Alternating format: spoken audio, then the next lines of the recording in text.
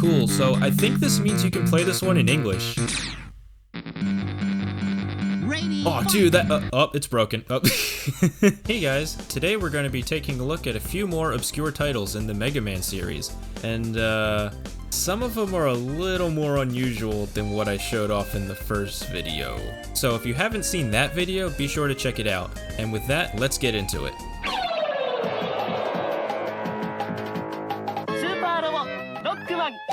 The first game we're going to take a look at is the DOS version of Mega Man. This was released by a company called High Tech Expressions in 1990.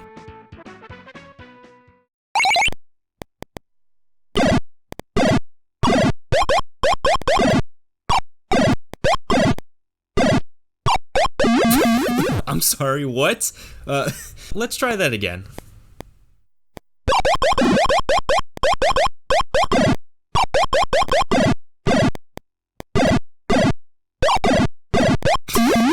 What am I supposed to do? So the game starts you off at a toll booth, and inside is a robot puma thing who constantly chases you. You can't outrun him and you can't shoot him because he's constantly jumping around so much. It turns out that the only way to reliably get to the end of the level is to cheese the AI by running away and then slowing down just before his jump animation is about to start. If this is what the intro level was like, I don't have a lot of confidence in the rest of the game. Oh my god, what kind of DeviantArt trash is this? And look at these robot masters. We have all the favorites like Voltman, Dynaman, and Sonic Man. Oh no! I don't know, let's just pick this one, I guess. Oh my god, jeez! So the level starts off with you immediately getting hit by an enemy, and honestly, this level is very difficult, but it's for all the wrong reasons. The controls are hyper responsive and super slippery, so it's very hard to time your jumps through even the most basic platforming sections, and the enemies are relentless and very hard to shoot because they move so much. I couldn't even make it through to the boss without getting a game over, so I guess we'll see what Dynaman has to offer.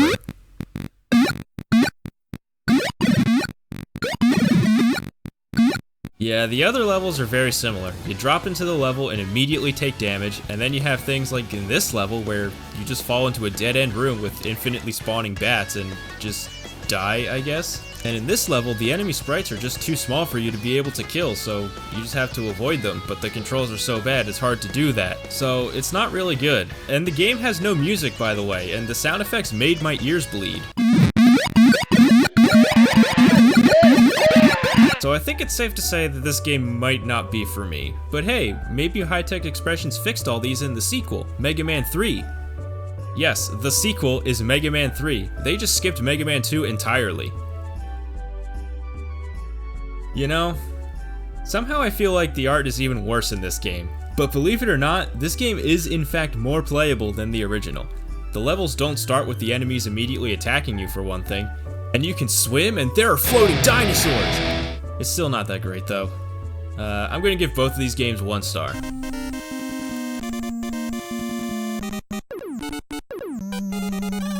The next game we're going to be looking at is Super Adventure Rockman, released for the PS1 and the Sega Saturn in 1998. Apparently, this game was so bad, Keiji Inafune himself has publicly disowned the game and claimed it to be among the worst games in the franchise. But you know, he made Mighty No. 9, so maybe it's actually good. The game is essentially an FMV game where you watch a series of really long cutscenes and occasionally make choices or do QuickTime events.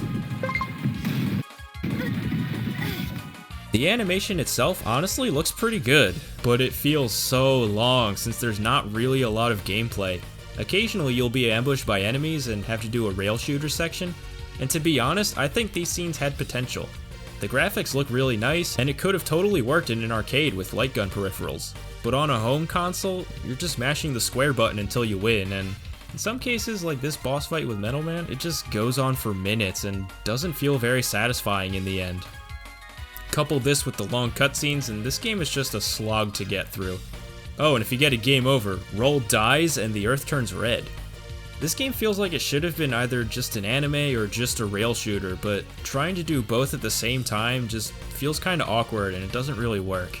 But if you like the 3DO or those CDI games and you want to see how the story turns out, then this might be up your alley. That being said, it is still more enjoyable than the DOS games, so I'm going to give this one 2.5 stars.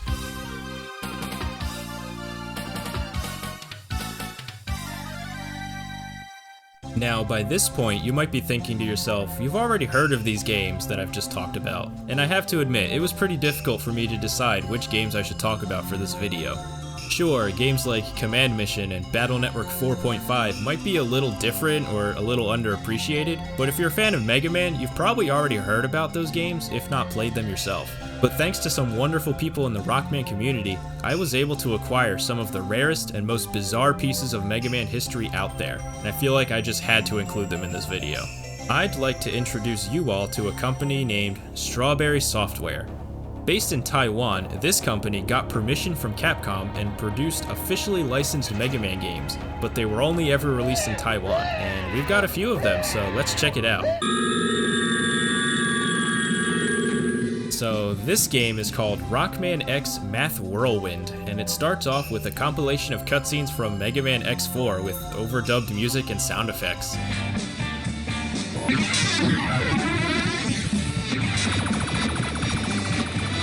Remember all those anime music videos with Evanescence playing in the background on YouTube? Yeah, these guys were way ahead of the curve. Oh yeah, that's right. I don't speak Chinese. This is gonna be great. So as the title implies, this is an edutainment game where you use your Mega Buster to solve math problems. And the graphics look like an unfinished Game Maker project, and the controls are not very good. You can jump up really quickly, but if you try to move forward and jump at the same time, it gets kinda wonky, and the animations are really glitchy. It's not very well executed. Now I know it's a simple math game, but these are simple issues that could easily be worked out, so I don't think a lot of effort went into this one, if at all. Besides that, it's a math game. There's not much else to say about it. It's 1 star.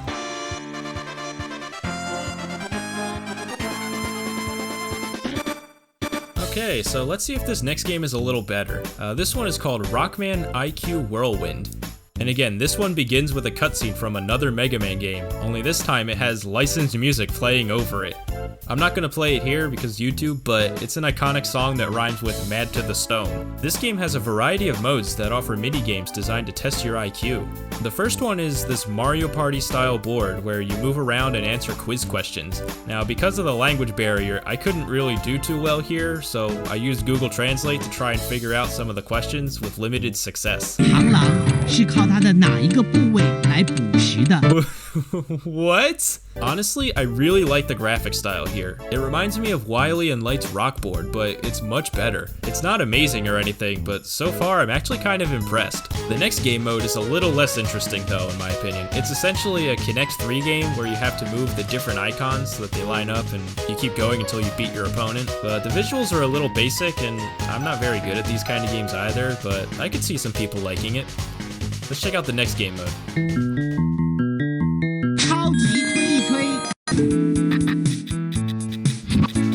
Oh, so this one seems interesting.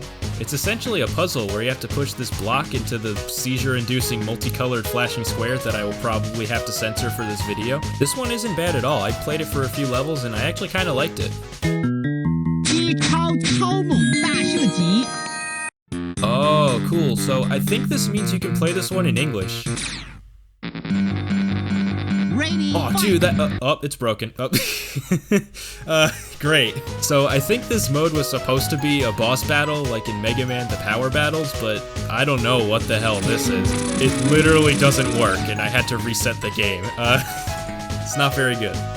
The last minigame is a paint program. It's pretty basic, but I had some fun with it. Overall, while this isn't an amazing game by any means, I actually think this could have worked as a children's game. If it was released internationally, it would have sold probably. Assuming all the games function properly.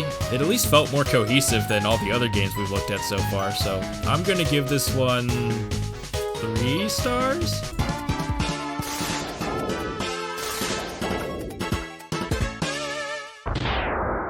Next up, we have Rockman's Gold Empire. This one is also a lot like Rockboard. You have a few characters to choose from, like Mega Man, Proto Man, Bass, Duo, and... who the hell is this guy? We're definitely picking him. Gameplay-wise, it's very similar to Monopoly. You roll the dice and then you move a few spaces, and each space you land on triggers a different event. Dr. Wily is controlled by the computer, and you have to beat him. There's also no background music, and...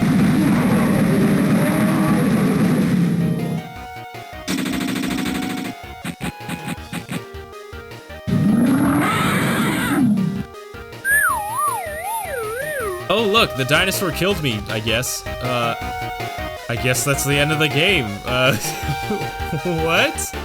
Overall, it's basically an upgraded version of Rockboard, and like that one, I'm not too surprised that it never got a foreign release. It's not that fun. I don't know, it's not necessarily a bad idea to make a Monopoly game using Mega Man characters, it's just, I feel like there's not a demand for it either. I'm gonna give this one 2 stars. And last but not least, we're going to be taking a look at what may very well be the rarest Mega Man Legends game ever made. That's right, this company also made an officially licensed title in the Mega Man Legends series. It's called Rockman Great Adventure to Save the World. 益智游戏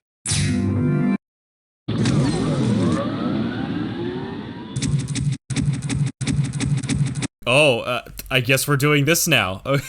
So this game mode puts you in a Crash 2 styled warp room where you move around and select different levels to play, only the movement is way too fast. The first level we jumped into is another push box style like game in the other Mega Man game we looked at, and it's not that bad. It functions the way it's supposed to, and I was able to play it for a few levels. The graphics are a little weird though. It lacks that cartoony, anime style aesthetic that the franchise is known for, and it looks more like an average PS1 title.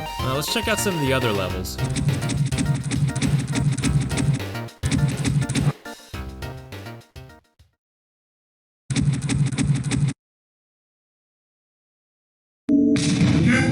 Okay, so this one is like one of those boulder run levels from Crash Bandicoot, only it's a lot less playable. As you can see, the sprites are kinda glitchy and it's almost impossible to react in time to what's being thrown at you. This is not looking good so far, but who knows, maybe the next games will be a lot better.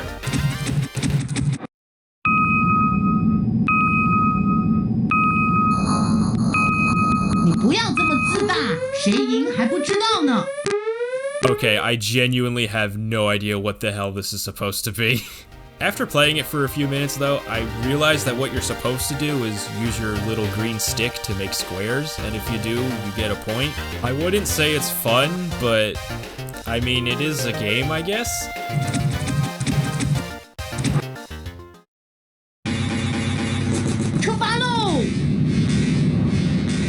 Again, what is this? Like, I think it's supposed to be some sort of a racetrack editor, but none of the keys do anything, so I don't know how you're supposed to play the game. The next game is a little more cohesive at least. It's essentially Pac-Man. You run around a maze-like corridor and collect all these little gems, and you have to avoid the enemies. Get over! You can run and jump, but you can't shoot, even though it's a Mega Man game. And if you try to turn around, the camera will not like you, and it will be very disorienting.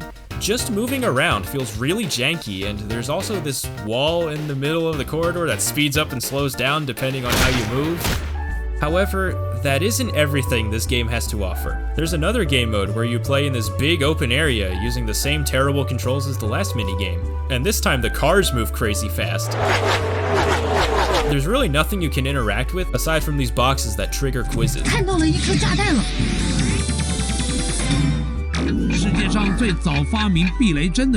I'm guessing the goal is to beat every quiz on the map in order to progress, but again, the language barrier was a bit of an issue, especially since the quizzes are timed, and even if I did manage to use Google Translate for a few of these answers, I couldn't use it fast enough to avoid losing. You know, I wonder what happens if you get hit by— oh god, no, oh, no, no, I can't leave, no, I'm sorry!